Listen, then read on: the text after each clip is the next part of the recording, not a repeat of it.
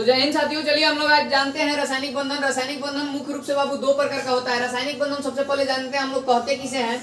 रासायनिक बंधन को इंग्लिश में केमिकल बॉन्डिंग के नाम से हम लोग जानते हैं। कहते किसे हैं रासायनिक बंधन? जब किसी भी रासायनिक यौगिक के बीच कार्य करने वाले बंधन को रासायनिक बंधन के नाम से हम लोग जानते हैं। रासायनिक बंधन मुख्य रूप से बाबू दो प्रकार का होता है। एक होता है सहसंयोजक बंधन और दूसरा होता है आयनिक बंधन। सहसंयोजक बंधन चलिए हम लोग जानते हैं सहसंयोजक बंधन किसे कहते हैं। तो जब दो या दो से अधिक धातुओं या अधातुओं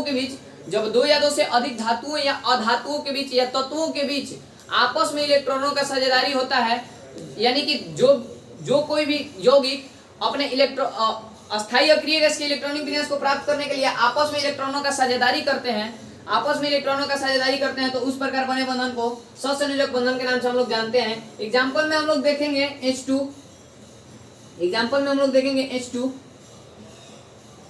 N2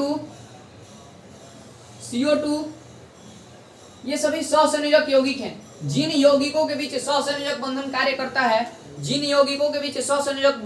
करता है उस प्रकार के यौगिक को सहसंयोजी यौगिक के नाम से हम लोग जानते हैं। तो सर्वप्रथम देखते हैं हम सहसंयोजक कहते किसे हैं, सहसंयोजक बंधन किसे कहते हैं।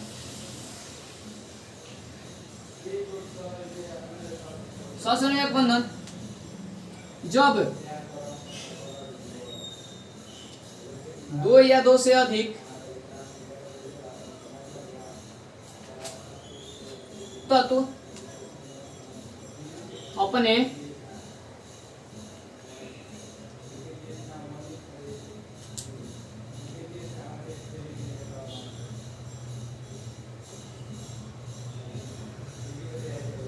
नजदीकी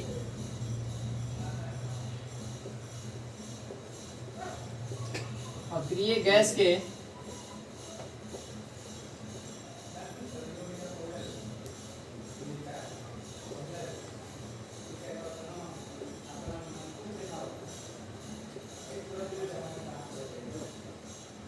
लिए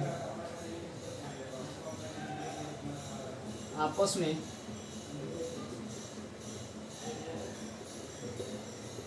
इलेक्ट्रॉनों का साझेदारी करते हैं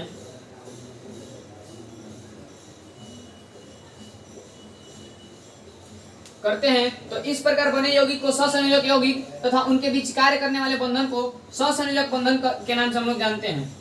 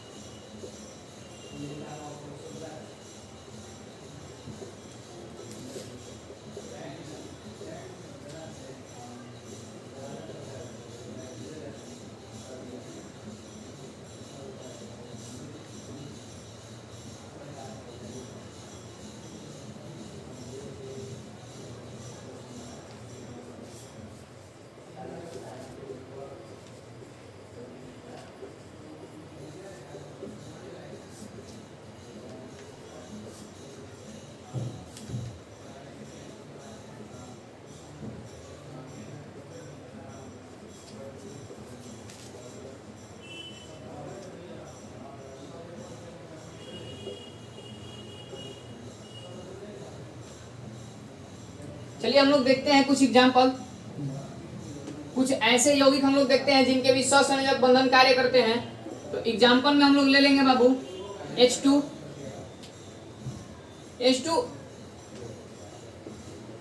एक हाइड्रोजन एक अपवाद धातु है जो कि बाबू सहसंयोजक बनाता है।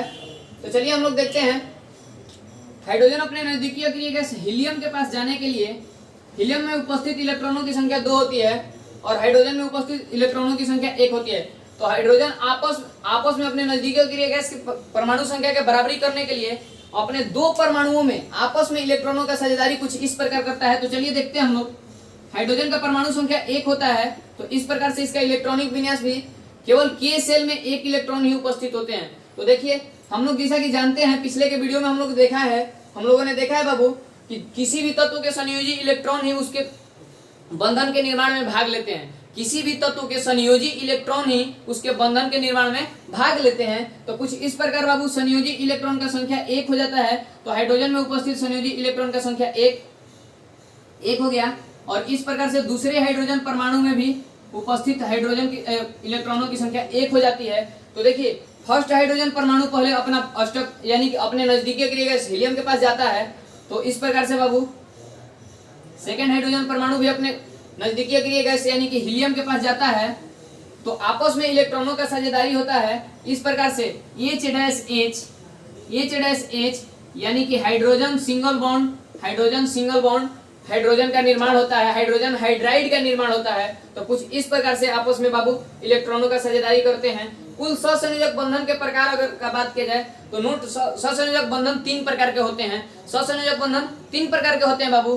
फर्स्ट होता है एकल बंधन, सेकंड होता है द्वितीय बंधन और थर्ड होता है तृतीय बंधन यानी कि त्रिबंधन के नाम से भी उसको जाना जाता है। इंग्लिश में हम लोग फर्स्ट एकल बंधन को सिंगल बॉन्ड के नाम से और द्विबंधन को डबल बॉन्ड के नाम से और त्रिबंधन को ट्रिपल बॉन्ड के नाम से हम लोग जानते हैं। चलिए हम लोग देखते हैं सिंगल बॉन्ड यानी कि एकल बंधन के नाम से किसे जाना जाता है। तो जब दो परमाणु आपस में एक एक इलेक्ट्रॉनों का साझेदारी करते हैं, जब दो परमाणु आपस में एक एक इलेक्ट्रॉनों का साझेदारी करते हैं तो उस प्रकार बने बंधन को सिंगल बॉन्ड यानी कि एकल बंधन के नाम से हम लोग जानते हैं। एकल बंधन में आप लोग एग्जांपल ले सकते हो हाइड्रोजन H2 को, Cl2 को। एकल बंधन में आप लोग एग्जांपल ले सकते हो H2 को, Cl2 को, F2 को, ठीक ना। चलिए देखते हैं हम लोग आगे द्विबंधन किसे कहा जाता है। तो द्विबंधन, उम्मीद करते हैं कि सहसंयोजक बंधन आप लोगों को समझ में आया होगा।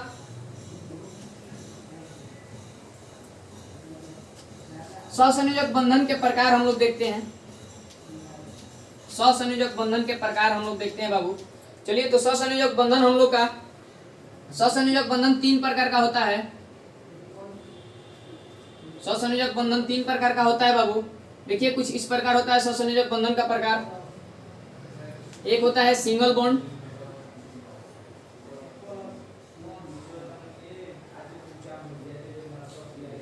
जिसको एकल बंधन के नाम से जानते हैं हम लोग। दूसरा होता है द्विबंधन,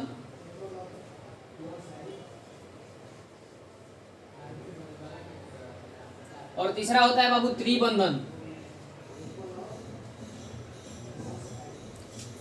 चलिए एकल बंधन, जब किसी भी दो परमाणुओं के बीच अपने नजदीकी अक्रिय गैस के परमाणु संख्या का बराबरी करने के लिए एक एक इलेक्ट्रॉन का साझेदारी होता है, तो इस प्रकार बने बंधन को एकल बंधन के नाम से हम लोग जानते हैं। चलिए एग्जांपल में हम लोग देखते हैं। एग्जांपल जैसा कि अभी हम लोगों ने देखा H2 एक प्रकार का वैसा सहसंयोजक यौगिक है जो कि बाबू एकल बंधन का निर्माण करता है। इसी प्रकार से होता है Cl2 भी एक ऐसा सहसंयोजक यौगिक है जो कि बाबू क्या करता है, सिंगल बॉन्ड का निर्माण करता है। चलिए हम लोग देखते हैं किस प्रकार से हाइड्रोजन, जैसा कि अभी हम लोगों ने जाना, हाइड्रोजन अपने नजदीकी क्रिया गैस हीलियम के पास जाना चाहेगा। हाइड्रोजन में उपस्थित इलेक्ट्रॉनों की संख्या 1 होती है और हीलियम में उपस्थित इलेक्ट्रॉनों की संख्या 2 होती है। इसलिए बाबू आपस में दो हाइड्रोजन परमाणु इलेक्ट्रॉनों का साझेदारी कुछ इस प्रकार करेंगे कि अपने नजदीकी क्रिया गैस हीलियम के पास चले जाएंगे। तो इस प्रकार से बाबू सिंगल बॉन्ड H यानी कि हाइड्रोजन हाइड्राइड का निर्माण होता है। चलिए इसी प्रकार से बाबू क्लोरीन भी कुछ इस प्रकार ही अपने यौगिक का निर्माण करता है। सहसंयोजक यौगिक कुछ इस प्रकार ही बंधन का निर्माण करता है। तो चलिए देखते हैं हम लोग।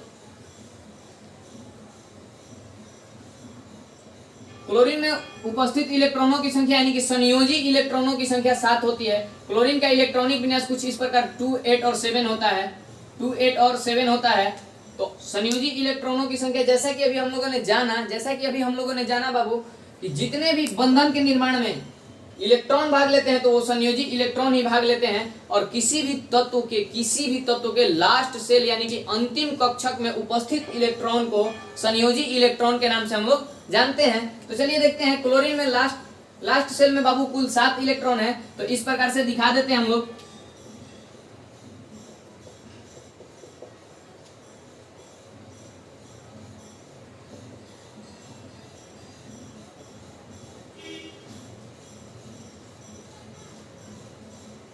इस प्रकार से देखिए इस क्लोरीन के अब इलेक्ट्रॉनों की संख्या का आप गणना करेंगे तो इसका इलेक्ट्रॉन संयोजी इलेक्ट्रॉन का संख्या 1 बढ़ गया है, यानी कि 8। ये अपने नजदीकी अक्रिय गैस आर्गन के पास अब चल गया है, यानी कि दोनों क्लोरीन परमाणु आपस में एक एक इलेक्ट्रॉन का साझेदारी किए हुए हैं। तो इस प्रकार से बाबू यहाँ से क्लोरीन सिंगल और सिंगल बॉन्ड से आपस में दोनों क्लोरीन परमाणु एकल बंधन से बंधे होंगे। तो इस प्रकार से उम्मीद करते हैं आप लोगों को एकल बंधन समझ में आया होगा। मिलते हैं नेक्स्ट पार्ट में डबल बॉन्ड और ट्रिपल बॉन्ड के साथ। जय हिंद।